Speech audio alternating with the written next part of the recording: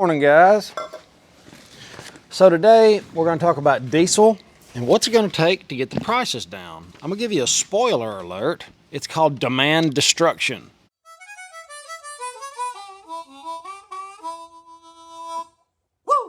When prices get so high, demand falls down, the price will adjust. And then we'll start from there and hopefully we'll get better. But what's going on with diesel prices? What's going on with refineries? I wanted to figure it out, and I put this story on my Telegram, Financial Fitness 318. Go over there and check it out. I put stuff over there all the time, and I have 4 other people that put stuff over there too that are like-minded just like me and you. And before we get going, if you'll hit the like button, if you like the video, I'm not begging for likes, but when you hit it, it shows everybody else that's like-minded that this is good information. The like-minded people get the message. So thank you for doing that, and a share is the kindest thing you can do. So it turns out they're selling us down the river. Who'd have thunk it? There's little likelihood that refineries in the U.S. will be able to make more diesel, especially if demand for jet fuel. Stop the story real quick. I got a comment from a pilot. Airline captain from major airline, fuel shortages are hitting us too. We are having to tanker extra fuel into cities where we would normally just get fuel and leave. Airlines are 5% of GDP, employing in the neighborhood of 11 million across the industry.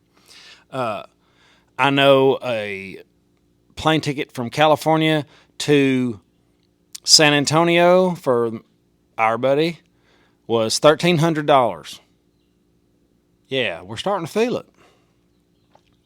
I'm not sure how long I would hold on a flying job if this all crashes. Then he has a question about getting into welding. I'm going to cover that question on my welding channel. If you're interested in learning how to weld, it's Taylor Welding. I'll put it in the description. But he's seeing the writing on the wall. A lot of these people are. When you wake up and it's like, oh, wow, this is real. Yeah, the groceries are going to keep going up because that's what happens when diesel goes to the moon because it carries everything.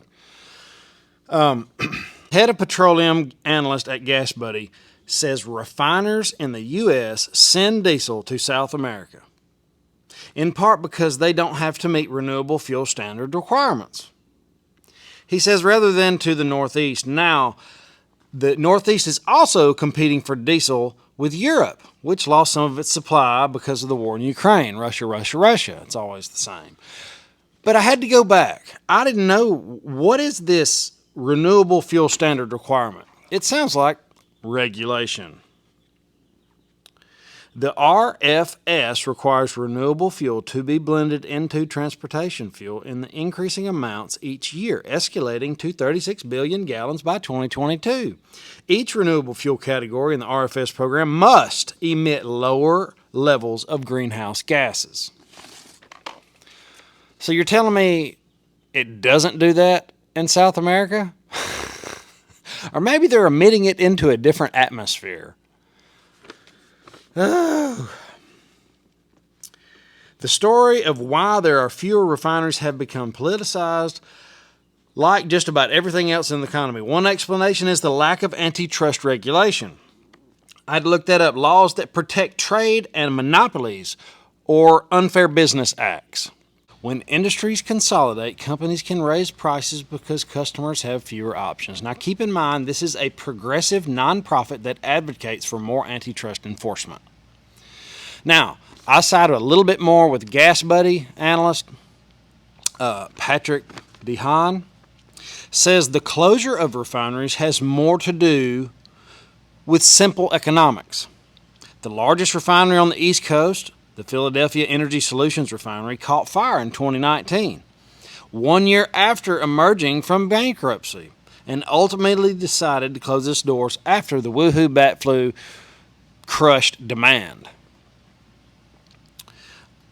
Other refineries, including one owned by Royal Dutch Shell in Louisiana, closed down. Others have closed over the years because when demand goes down, refineries are expensive, and there's a ton of regulation that is costly that comes with it. Now, the high prices to move goods come at a time when many companies say they're already having trouble finding truck drivers. And I know several people that are looking for truck drivers right now. They might deter owner-operators from driving as many loads because some freight brokers push back against continuing to raise fuel surcharges. That could lead to even lower supply of truck drivers. Quote, it's just a matter of math. If you're not going to get paid as much to haul the load, there's no reason to run the load. Same reason I'm not building exercise equipment anymore. China beats me out. A shortage of diesel could also suppress food production. Ben Simmons, who farms dairy, soybeans, and corn in New York, says the rising cost of diesel and fertilizer has meant that it cost him now $1,000 per acre to grow corn instead of $450. Your food prices are up now. Simmons and his wife had decided not to plant their marginal land this year. Quote, you're going to be seeing that in your grocery bill. People are complaining now. Just sit back and wait. Buy food, you'll probably beat the stock market. Okay, this is a truck driver, and I'm going to go through and hit a couple spots where you can kind of see what's happening. The truck driver says he's adding a fuel charge to his rates, which will help him withstand current high prices of diesel. But he knows all that means is it's going to fall back on the consumer, and we're all a consumer of everything, you know. The consumer eats inflation. That's why it crushes the poor mainly. U.S. economy runs on diesel. It powers the container ships that bring goods from Asia. I know container ships run on other things than diesel, but this is what he's saying. And the trucks that collect goods from the ports are bringing them to the warehouses, and when you're home, the farms who grow your food you eat put diesel in their tractors and plow fields. I'm about to do an interview, hopefully, with a big farmer buddy of mine. He's a family friend, and I was hoping to talk to him about what he's doing, and it sounds like he's doing the same as everybody else because it doesn't make sense. You know, you got to be a businessman. If you're a farmer, you're a businessman, and you're not going to do things that don't make sense. Tom Kloza, global head of energy analysis from Opus. Quote, we've already seen the highest prices of our lifetimes, and it could go even higher. I believe it will. We got to have that price discovery, the demand destruction. We got to figure out what... It's going to be really interesting to see this thing. I got a chicken that jumped out of their little box over there. The Vita Co. Company, which makes coconut water, said in May that the total cost of its good increased 19%, mostly because of sharp increases in our transport cost. The company is embarking on the first price increase in years.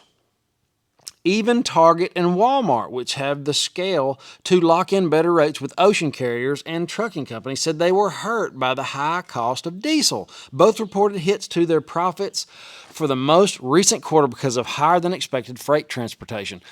It's on and on and on. And the whole time, we're sending our diesel to South America, and Europe is now in competition with our diesel, and we're not allowed to drill for our oil that we're standing on top of. It's really wild. We're just getting going. You know, when the diesel prices, the demand destruction is really going to be the thing that brings all this home.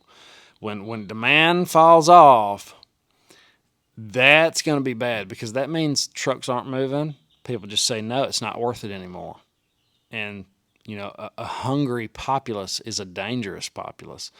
And that's how you control the people. Get them hungry, pissed off, you know, and complicate that with power outages that have been promised to us. So if you guys just get ready, get a generator, get some solar panels. I'm looking for a solar generator right now. If you know of a good one, let me know because I'm thinking I'm going to do that as well. I would like to have solar, diesel, gas, propane. I've got a deal working out with a carburetor company. It's a tri-fuel carburetor that'll run on about anything. I don't know a lot about it just yet, but I think everybody should have one for their generator so you won't be so pinned down to a certain fuel. So guys, have an awesome, awesome day. I will see you tomorrow. Later.